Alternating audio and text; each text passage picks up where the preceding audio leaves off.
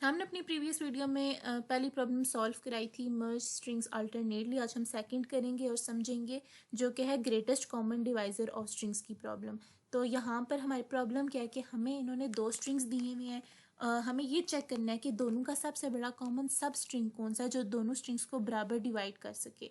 अगर कोई common pattern है जो दोनों स्ट्रिंग्स को पूरा कवर करता है तो वो रिटर्न करवाएंगे। अगर कोई कॉमन पैटर्न नहीं मिलता तो हम एम्प्टी स्ट्रिंग रिटर्न कराएंगे। तो अब हम अपना कोड देखते हैं। हमने सबसे पहले क्या किया, from math import GCD. Math क्या है, मैथ पाइथन में एक मॉड्यूल है जिसमें मैथमेटिकल फंक्शंस होते हैं। और इंपोर्ट जीसीडी, हमने जीसीडी को इंपोर्ट क्यों कराया, क्योंकि ये हमारे जो मैथ मॉड्यूल है उसमें ये एक फंक्शन है जो कि हमारी प्रॉब्लम के लिए स्पेसिफिक हो जाता है। अब जीसीडी होता क्या है, it stands for greatest common divisor. ये लार्जेस्ट नंबर फाइंड करता है जो कि दो नंबर्स को इवनली डिवाइड कर सके। अब हम यहाँ पर क्यों यूज़ कर रहे हैं, इसलिए यूज़ कर रहे हैं क्योंकि हमने अपना largest common pattern between string 1 and string 2 find करना है, इसलिए हमने जीसीडी यूज़ की है। ठीक है, अब नेक्स्ट हमने क्या किया कि क्लास सोल्यूशन। तो यहाँ पर क्लास क्या होता है, क्लास होता है आपने अगर ऑब्जेक्ट्स क्रिएट करने हैं तो क्लास उसके लिए एक ब्लूप्रिंट होता है। क्लास के अंदर अंदर हम अपने मेथड्स को डिफाइन करते हैं और स्पेसिफिक टास्क अपने परफॉर्म करते हैं। You can think of a class as a folder that contains related functions and variables. और सोल्यूशन क्या है, सोल्यूशन यहाँ पर हमारी क्लास का नेम आ गया।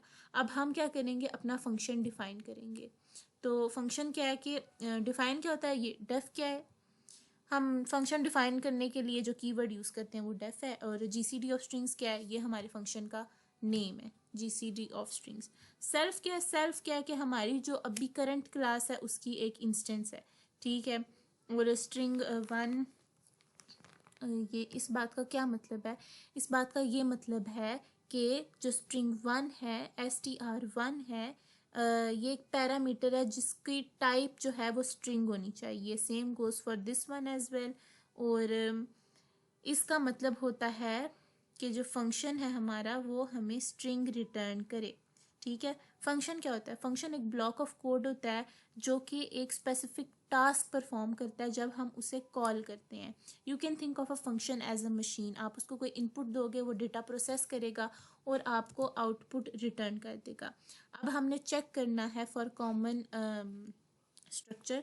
तो क्या होगा, कंडीशन लगाएंगे if str1 plus str2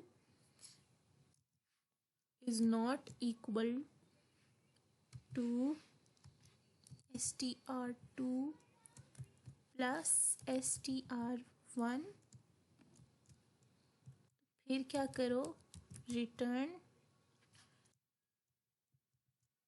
empty string. तो यहाँ पर क्या हो रहा है,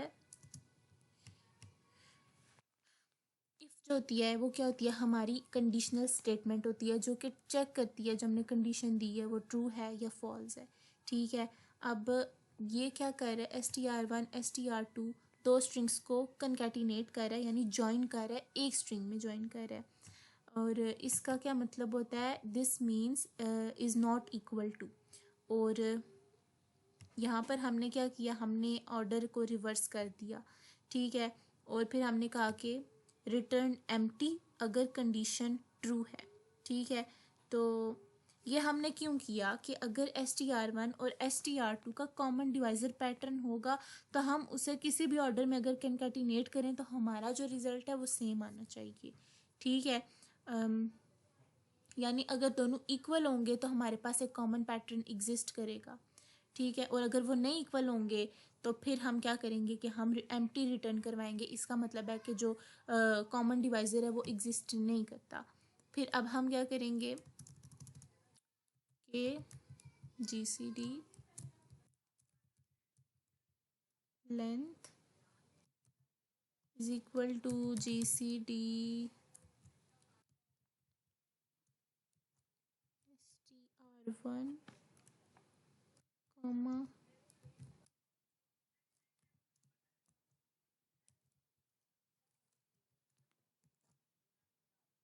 अब इस बात का क्या मतलब है, इसको समझते हैं। तो लेंथ str1, ये क्या करेगा, ये लेंथ फाइंड करेगा जो कि str1 की है, मतलब नंबर ऑफ़ करेक्टर्स कितने हैं ये बात होती है, ठीक है। और ये देखेगा कि नंबर ऑफ़ करेक्टर्स इसमें सेकंड वाले में कितने हैं, ठीक है। जब हम ये साथ जीसीडी भी लगा रहे हैं ग्रेटेस्ट कॉमन डिवाइज़र, तो ये फंक्शन जो है हम यूज़ करते हैं to find the greatest common divisor, दोनों लेंथ्स का ग्रेटेस्ट कॉमन डिवाइज़र, ठीक है। और जीसीडी लेंथ में ये वैल्यू स्टोर हो जाएगी, ठीक है। अब हम क्या करेंगे, अब हम कॉमन सब स्ट्रिंग को एक्सट्रैक्ट करेंगे, तो हम इसको कहेंगे कि रिटर्न स्ट्रिंग 1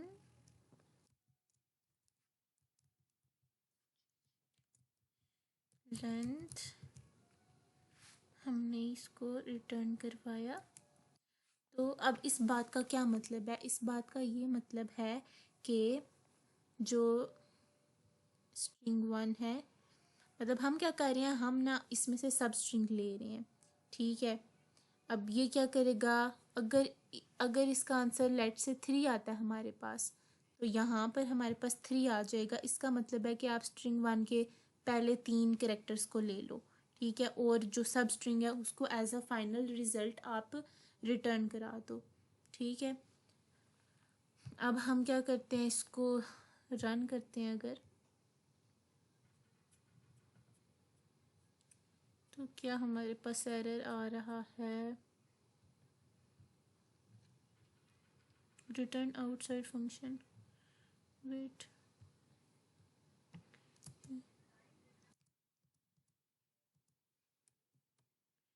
ये इधर आ जाएगा।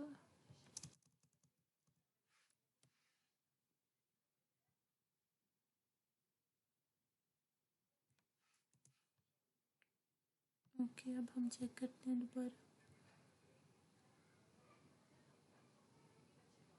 तो अब ये एक्सेप्ट हो गया। अब ये देखो, इनपुट हमारे पास थी ए बी सी स्ट्रिंग, मतलब स्ट्रिंग 1 ये, string 2 A B C, output क्या हमारी है, ये ए बी सी, और एक्सपेक्टेड भी ए बी सी ही थी, ठीक है। ये मतलब ग्रेटेस्ट कॉमन डिवाइज़र आ गया इन स्ट्रिंग का, कॉमन पैटर्न आ रहा है ना, ए बी सी, तो ये वो हो गया।